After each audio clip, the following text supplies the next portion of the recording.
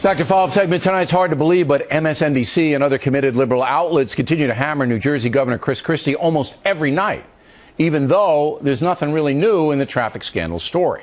So why are they doing this? Joining us from Austin, Texas, Fox News analyst Karl Rove. They're getting a little ratings bump over there, and it's surprising because it's just night after night after night. There's nothing new. They're on a jihad against Christie. Why? Why are they wasting all the time? Well, don't look just at MSNBC. They're the tool. Look back behind them, and you'll see a lot of Democrats, particularly those concerned about 2016, who are doing this for two reasons. One is because they think they have to, and the second because they can. They have to because they look at Christie and say he, at the time that this broke, was the front runner on the Republican side, and in many polls was tied or ahead of Hillary Clinton. So they're worried about him. And their object is to tear him down. And by tearing him down, they send a message to any other Republican: if you're coming after us, this is the kind of treatment you can expect from us. They're doing it because they can, because they have a willing media to help them. Not just MSNBC, but this has taken up a lot of attention in the national media, which is headquartered in New York, and which some of whose members did not like the fact that he won re-election in a nearby state by a big margin as a Republican and as a conservative. And so, they can, and so they will go after him. Okay, but it is a big story if it can be proven that the governor lied to the people, and I understand that, and we're covering it here on that basis. But there isn't anything coming out. I mean, there are these charges that are unsubstantiated, made by people who want to plea out, don't want to, they say, all right, well, we might give you something if you don't charge me for this. But it seems to me that there's something personal. I mean, I know the Democratic Party wants to win, all political parties wants to win. But there's a personal element to the Christie thing that I think is almost unique. Do you see that?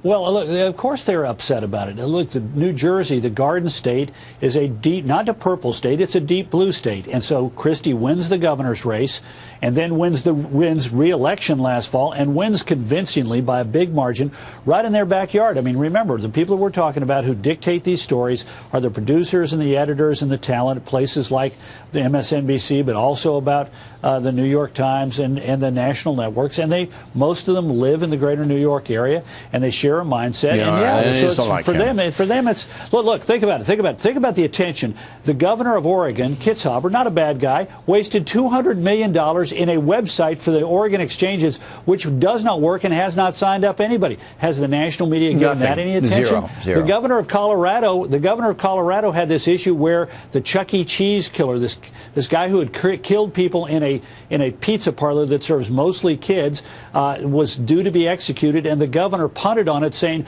I'm going to basically kick this down so that the governor that follows me in 5 years is going to have to make this decision. The national media gave it about 10 seconds, and that was it. So look, Christie is a political figure. He is a Republican who's clearly interested in being a presidential candidate. He's ambitious, which is a problem from him. It's made him a higher profile and a larger target for them to go after, and they want to take him down before he gets and plus he's got traction. That Avenger quality to him, that he's much more outspoken than most politicians.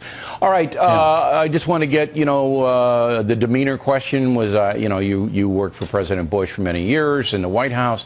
Was I mean to President Obama, or cruel, or heartless, or any of that? Yeah, look, I thought your tone was, I agree with Dana, your tone was good. I thought really the more interesting tone was the president's tone, his demeanor. He was petulant, he was thin-skinned. You asked him questions that were tough but fair, and his response was to get really petty and personal. Remember in the debate when he said, well, Hillary, they like you well enough?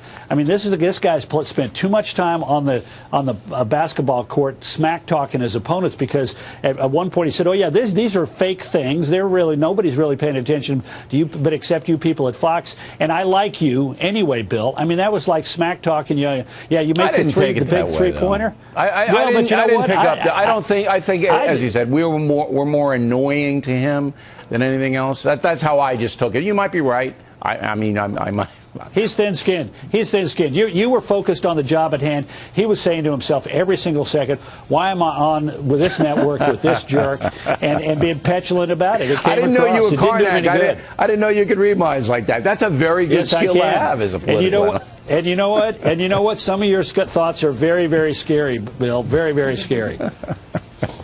All right, call over, everybody.